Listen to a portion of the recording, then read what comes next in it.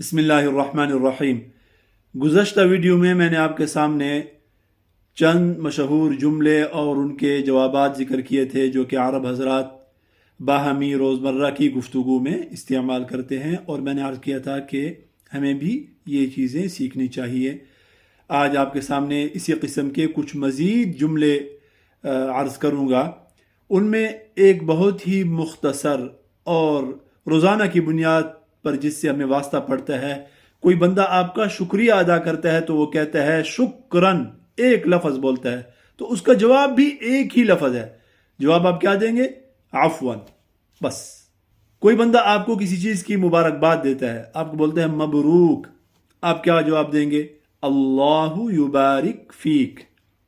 آپ کی کسی کے ساتھ پہلی ملاقات ہوتی ہے، پہلا تعارف ہو رہا ہے، یا کسی کے پاس آپ مہمان بن کے جا رہے ہیں، کوئی آپ کا میزبان ہے تو آپ کو بولتا ہے تشرفنا یا تشرفت، تو آپ کیا جواب دیں گے؟ آپ بولیں گے اللہ یشرفک یا اللہ یشرف مقامک، بس۔ اچھا، پھر آپ گھر میں بیٹھ جاتے ہیں یا مجلس میں، بیٹھک میں بیٹھ جاتے ہیں۔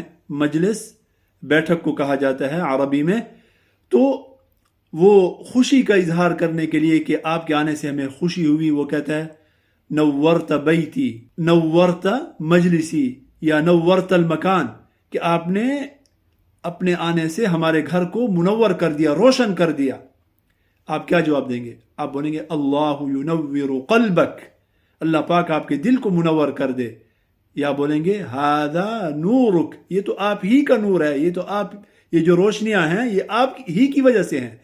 یا آپ بولیں گے البیت منور بأہلہ، المجلس منور بأہلہ، کہ یہ جو گھر ہے اس گھر کے رہنے والے اتنے پیارے ہیں کہ یہ پہلے ہی سے اپنے رہنے والوں کے ساتھ جو ہے نا وہ منور اور روشن ہے۔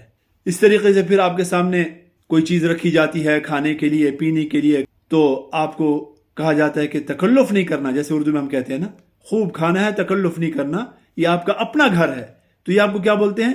البیت بیتک، المجلس مجلسک، یہ آپ ہی کا گھر ہے، آپ ہی کی مجلس ہے، لہذا تکلف نہیں کرنا۔ تو آپ کیا بولیں گے؟